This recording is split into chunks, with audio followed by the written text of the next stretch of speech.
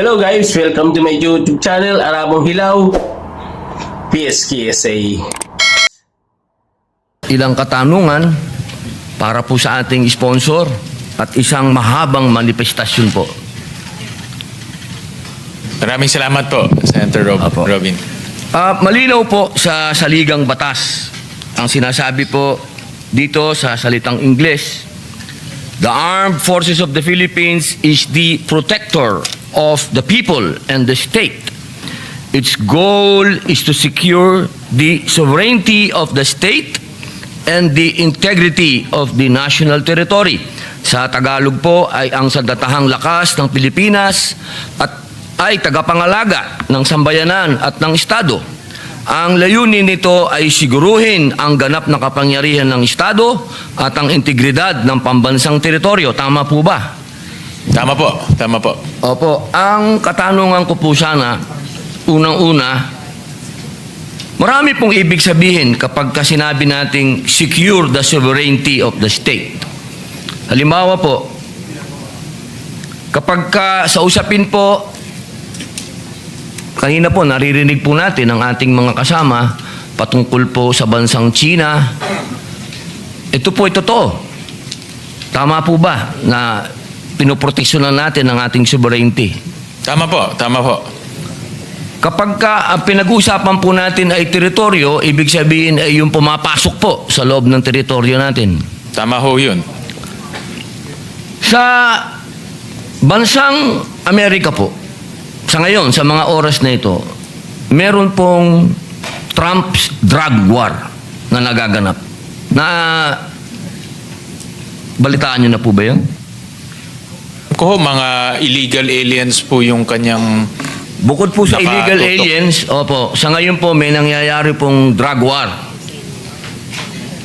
Ito po yung diniklara ng US President dahil sa pagpasok po ng mga droga galing ng Venezuela. sa maraming lugar po. Galing Opo. South America. Tama rin ho, tama ho. Opo. At ginamit po ng Presidente ng Amerika ang Armed Forces.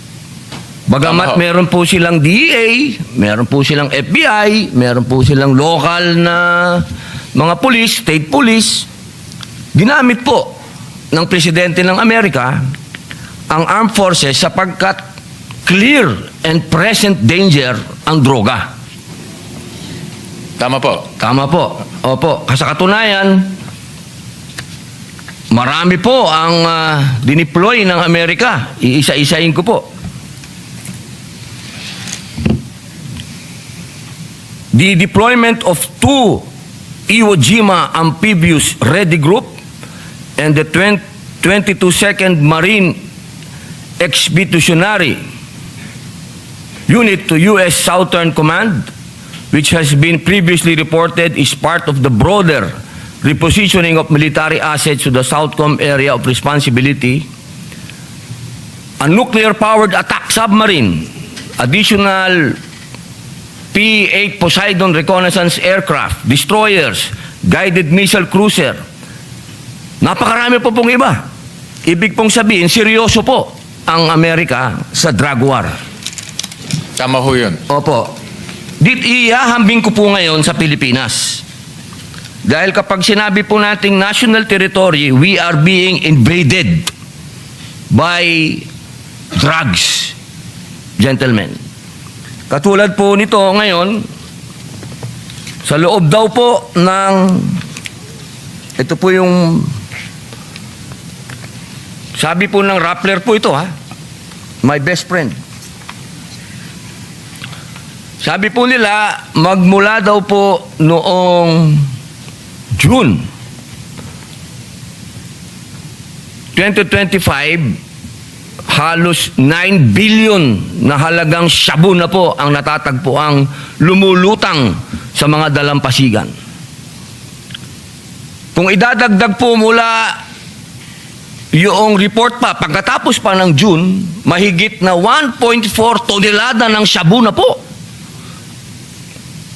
Ito po'y nakakatakot sapagkat ito po'y lumulutang-lutang sa mga lugar na hindi po natin nakalain, katulad po nito. Lumutang po ito sa Masinloc, Zambales. 1.5 billion. Doon po sa Barangay Buboy, Agno, Pangasinan. Sa Bani, Pangasinan, 170 million. Sa malapit po sa Bolinao, 884 million. Dito po sa Santa Cruz, Ilocos Sur, 81.6 million. Sa Ilocos Sur din, 149 million. Dito po sa Ilocos Norte, 6.8 million. Corimao, Ilocos Norte, 6.8 million. Alapas, Ilocos Norte, 6.8 million. Cagayan, 5.1 million. Marami po ito. Hanggang Calaveria, Cagayan, 312 million. Nakakatakot po ito. Hindi po ito clear and present danger po sa atin? Para po sa atin? Tama po. In fact, tinulungan po ng Philippine Navy ang Drug Enforcement Agency so natin para makahuli at mag-intercept ng almost 1.5 tons of meth or shabu sa Zambales po. So nagtutulungan po yung ating sandatahang lakas kasama po yung mga drug enforcement agencies dahil sila po yung may mga assets, may mga barko sila, may helicopter, so nagtutulungan ho sila. Opo. Pagka sinabi po nating nahuli, may tao pong nakulong. Ito po ay nakulimbat ho nila. So ito yung mga Sa tubig, nakikita natin sa palutang-lutang. lumulutang or ano. So ito po yung mga nahuli, nakuha ho nila. Opo. Pwede po ba nating maisuggest sa ating mahal na kaibigan ko po si ang ating pong kalihim at kailyan ko po ang ating Armed Forces Chief of Staff. Alam niyo po, baka po pwedeng dumating ang panahon, makarinig din po tayo ng mga balita na katulad po nito. Sabi po dito, 21 strikes na po ang ginawa ng US troops, 83 dead. Sana po dumating po ang panahon na talagang maubos po natin itong mga nagpapasok ng mga droga na ito dahil para po sa akin, ito pong mga dayuhan na ito ay nagdideklara po sa atin ng gera dahil sinisira po nila ang kinabukasan ng ating mga kabataan. Gusto ko lamang pong ibanggitin po sa inyo, nanggaling po ako sa malalayong lugar. Nakakatakot po sapagkat sa kaduluduluhan ng bundok, ang sinasabi po sa akin, may droga, may shabu. Sa mga lugar po na hindi ko iniisip, may shabu. Talaga pong na-invade na po tayo. Ito pong shabu talaga, ito po yung pinakamasamang klase ng droga na talaga pong sumisira sa ating kabataan. Alam niyo po, meron lang po akong babasahin sa inyo na sana isang araw ay madeklara din natin itong mga terorista. Sa Amerika po ang tawag nila, narco-terrorist. Yan po ang tawag nila. Sapagkat once upon a time, nagkaroon po tayo ng problema sa Abu Sayyaf. At dito po, sa findings na to, sa Abu Sayyaf, sinasabi po rito, the Abu Sayyaf group has established links to the illegal drug trade. So, ito po ay clear and present danger, mga mahal kong kasama sa AFP. Makikisabi na po akong kasama dahil ako po'y reservist. Hinihiling ko po sa inyo na sana bigyan din po natin to ng sapat na kagamitan, itong kampanya po dito upang mapuksa po natin kaagad. Sapagkat naniniwala po ako, ito po ang ginagamit ngayon. Kung sino man po yung mga bansa na gustong umakapa sa atin, ginawa na po nila ito sa Vietnam, ginawa na po nila ito sa mga ibang bansa, na inumpisahan po nilang sirain yung mga kabataan para hindi na lumaban. Maging anga-anga na lang, maging anga na lang. Kaya sana po, ang tawag po natin dito, psychological warfare, baka po yung atin pong mga kabataan ay mawalan na ng ganang lumaban. Sapagkat hanggang sa ngayon po, hindi pa rin po namin napapasa yung mandatory ROTC dito. Gigil na po ako doon. Hindi pa rin po napapasa hanggang ngayon. Kaya sana po sa akin pong pakiusap, sa akin pong manifestasyon, at batid ko po na ito po talaga national threat talaga ito.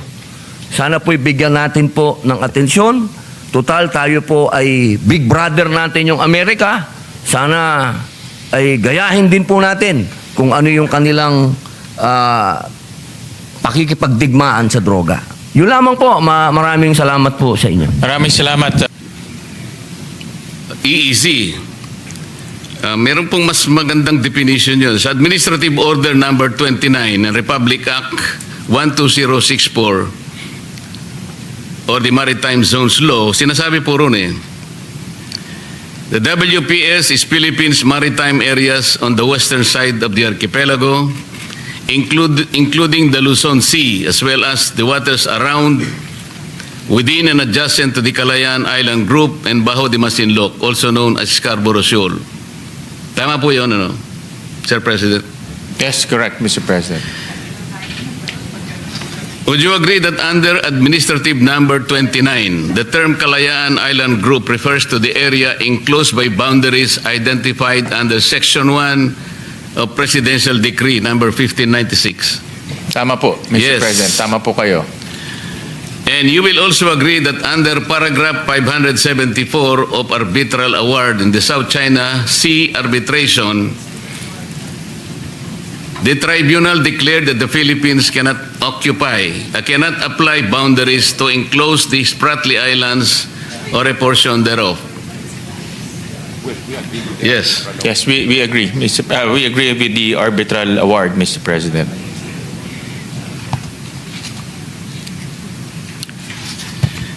Ito po yung section po ng 1596, Mr. President, and paragraph 574 ng Arbitral Award. Magkalaban po talaga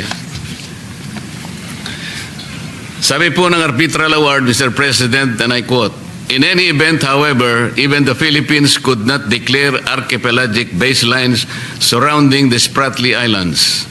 Article 47 of the Convention limits the use of archipelagic baselines to circumstances where within such baseline are included the main islands and an area in which the ratio of the area of the water to the area of the land, including atolls, is between 1:1 and 9:1. Question, is it obvious now that PD 1596 and paragraph 574 of the Arbitral Award, Mr. President, are incompatible? And therefore, you will agree that definition of the WPS in Administrative Order 29 had to be changed to make it compatible with the Arbitral Award, Mr. President.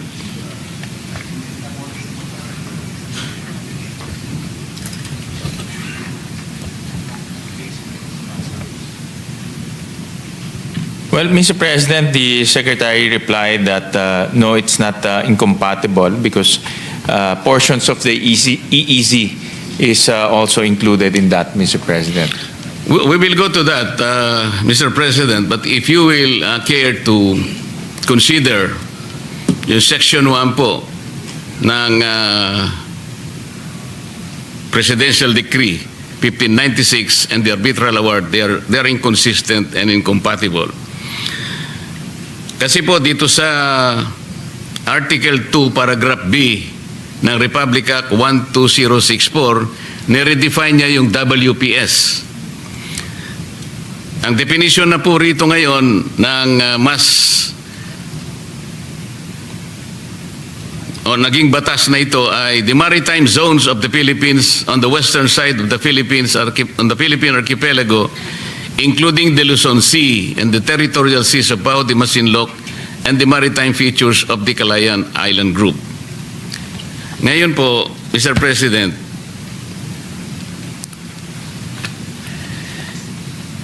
yung limits po ng West Philippine Sea, ang sabi po natin kanina is the 200 nautical limit of the EEZ. Are you saying that Kalayaan and other features are not part of the WPS, Mr. President?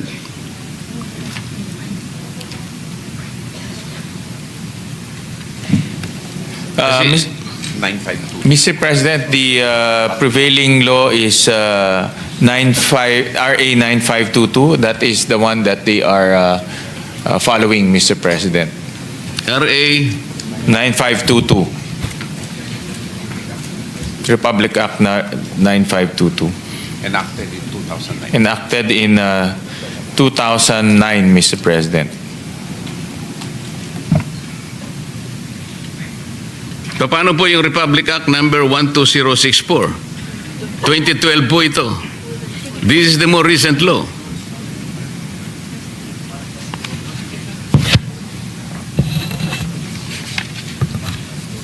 Yeah.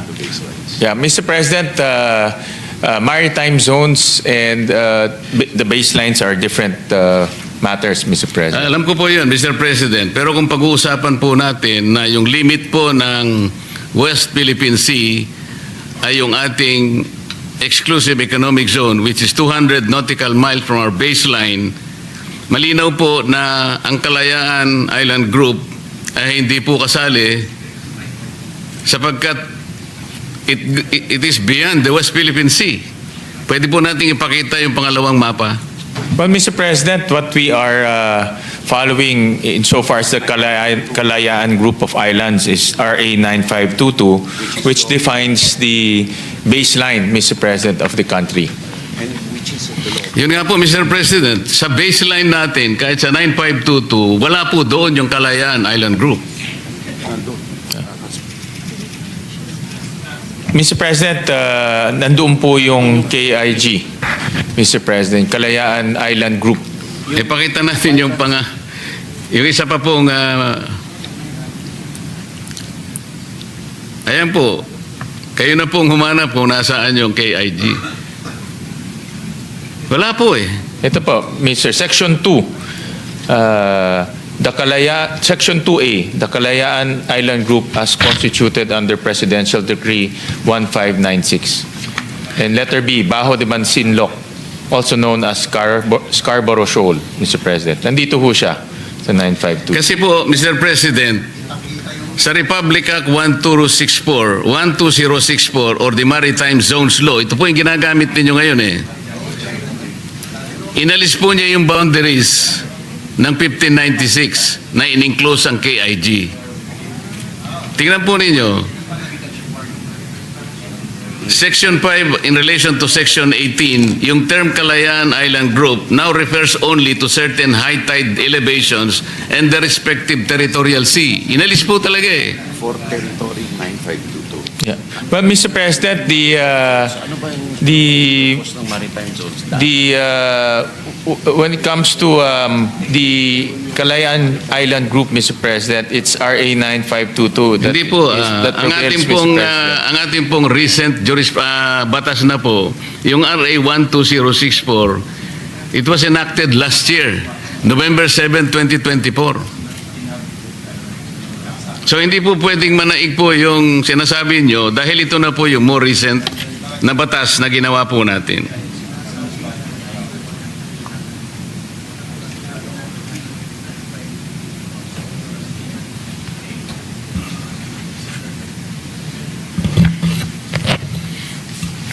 So as it stands now, Mr. President, yung ating West Philippine Sea includes the maritime features of the KIG. Palagay natin. And that some of these features are separated by high seas. Kung mangyayari po yun, Mr. President, ang mangyayari talaga, ang WPS is a discontinuous and disjointed body of water. But Mr. President, also in Section 3 defines the baselines, Mr. President, and it referred back to RA 9522, Mr. President. So, dinefine dito sa batas na ito, yung baseline ng ating bansa at prefer niya bumalik ho tayo sa 9522. So, hindi ho siya inconsistent, Mr. President. The maritime zones only define the maritime zones, kung saan po pwedeng dumaan yung barko, Mr. President. But in terms of the baseline, it refers back to 9522, which includes the Kalayaan Island Group, Mr. President. Hindi nga po yung batas po na binabanggit natin na atin pong ipinasa last year, inalis niya na po yung KIG. Wala na po roon eh.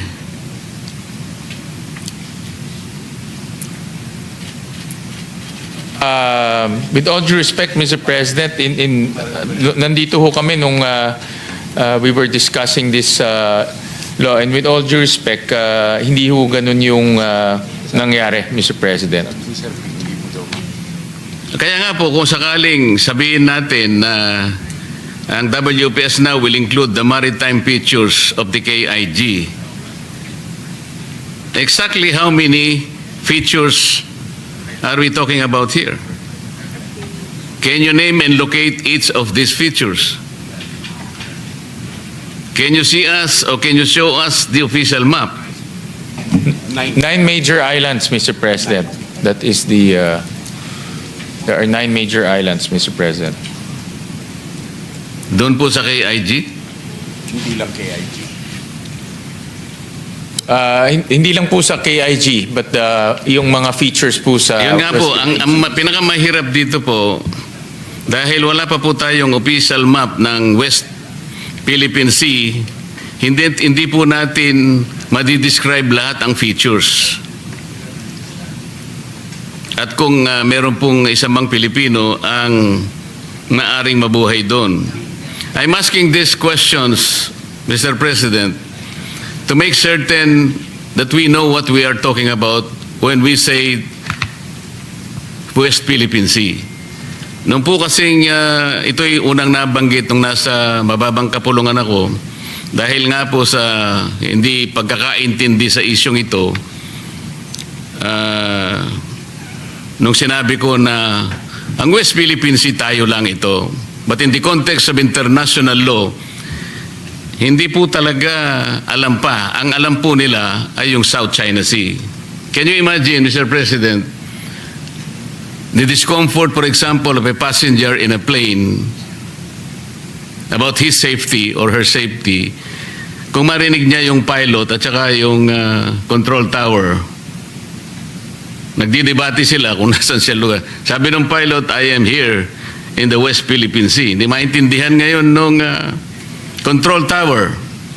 Ganun po kasi,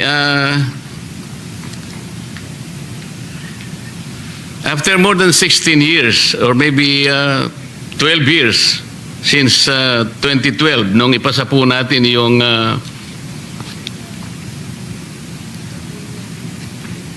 RA 12064, the Philippines has not applied with the International Hydrographic Organization for the adoption of the name West Philippine Sea.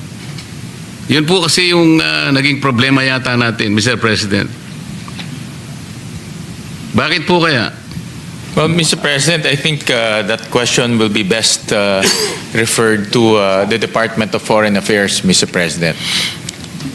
Yes, Mr. President, in proper time we will do that. But I guess considering that the West Philippine Sea is one of those areas that even our national defense officials are protecting or try to protect, kailangan po alam natin kung ano yung ating gustong proteksyonan. Ang sabi pa nga po ng ibang mga advocates, WPS, atin to. Mga ganun, di ba? China, umalis ka sa WPS. Even our president said in his statements, West Philippine Sea is worth dying for. We'd like to see and would like to know, Mr. President, when we send our children and grandchildren to war protecting the West Philippine Sea, alam natin kung nasan talaga. What are the exact coordinates? Ngayon po talagang ang labo talaga eh. Parang sinabi mo, yung Pasig River, some portion of Taguig, some portion of Pasig, and some portions of another municipality. Hindi mo alam kung saan nagsimula, kung saan napuputol. Maybe we can ask the executive department to be precise in its identification of the features and limits of the West Philippine Sea. Kasi po, para yung mga ghost missions or even ghost budgets, kasi nangyari nga po sa flood control, they were all using several applications. Hindi sila, magkakaiba po eh. Sabi pa nila, geotag, real time. Pero kung tingnan, talagang wala yung mga flood control projects. I love you all. Bye-bye. So dito po, ganun din. Kailangan matukoy natin. Speaking of maritime features, Mr. President, let me refer back to the map identifying its features. Ito pong, yung balik mo nga dun sa pangalawang mapa. Ayan. You will agree, Mr. President, that based on that map, Vietnam occupies 21 features, China 9, and the Philippines 9. The Philippines 11, Mr. O President. 11 siguro. So 21 features for China, for Vietnam, 9 for China, Philippines 11. Mr. President. What is the policy of the national defense regarding Vietnam?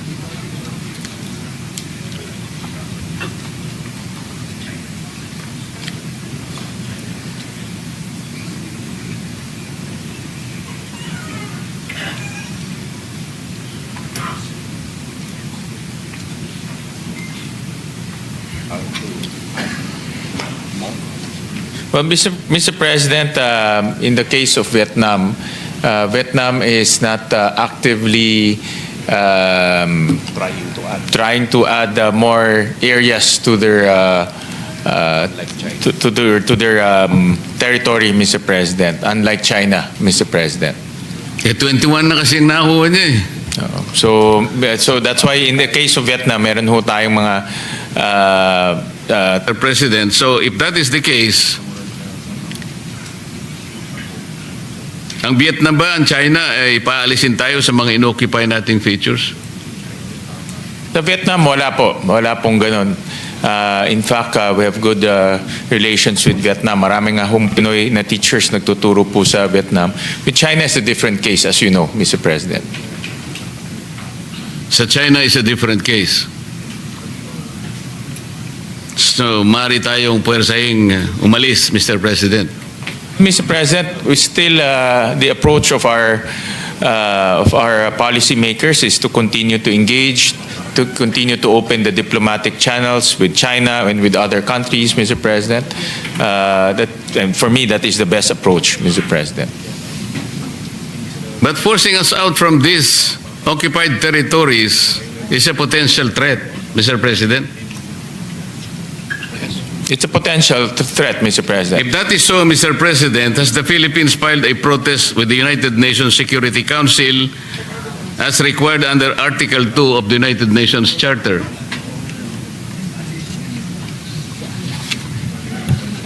Well, Mr. President, to answer your question directly, no. But to give the reasons on why that policy was undertaken, the best department to answer that is the Department of Foreign Affairs, Mr. President. Kasi po ang sagot natin is no, Mr. President, then the trend is more imagined than real. Well, Mr. President, China is has veto powers in the National Security Council, Mr. President. So yeah, that's why we have to strategize very carefully, Mr. President. Kanina po, Mr. President, sa aking pagtatanong, I was trying to differentiate po kasi dahil nga sa sigalot sa West Philippine Sea, ang dami pong misunderstanding dyan, ang daming misconception. Kaya po kung minsan ay hindi nagkakasundo ang iba't ibang mga mamamayan natin.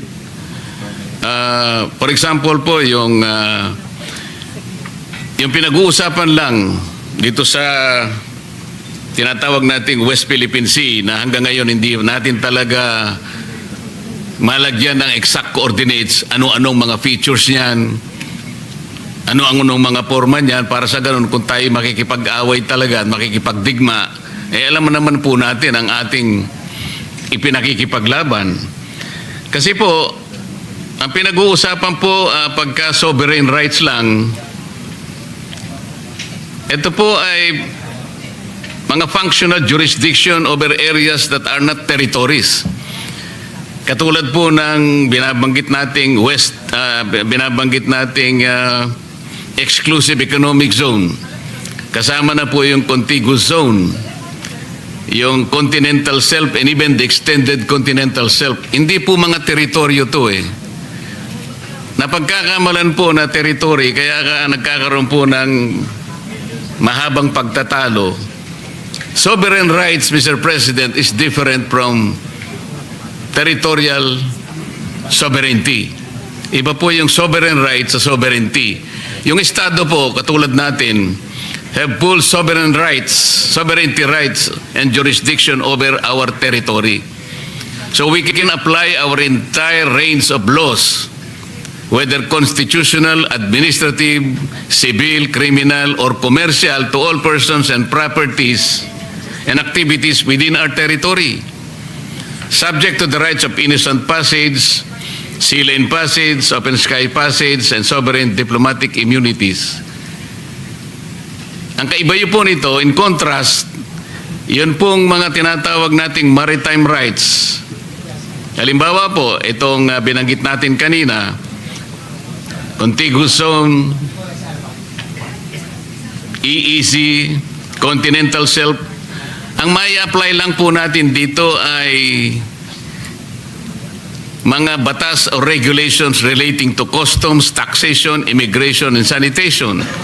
Sa exclusive economic zone po, Mr. President, and continental shelf, even the extended continental shelf, ang mag-a-apply lang po rito ay batas tungkol sa energy, fisheries, and maritime genetic resource, exploration and exploitation of artificial structures, marine research, pollution control, seabed pipelines, and cables. So kailangan po kasing may paliwanag ito in defense of what we perceive as West Philippine Sea. Yun pong maritime rights sa tubig lang, hindi po territory, nakagaya po ng ating gustong ipaliwanag na mabuti. Para sa ganon, ay alam po natin kung ano ang ating pinag-uusapan, saan po natin gagamitin ang budget, at kung tayo po ay makikipagyera, alin-alin po ang dapat nating ilaban na sa ganang atin, Mr. President. So, salamat po muli, Mr. President, sa panahon pong ibinigay ninyo. Maraming salamat po. Maraming Mr. salamat. Sponsor, sa inyong panahon at pasensya. Okay guys, yun lang ang video natin for today. At don't forget to follow, like, share, subscribe to my YouTube channel. At marami pong salamat sa inyong lahat. God bless everyone. I love you all. Bye-bye.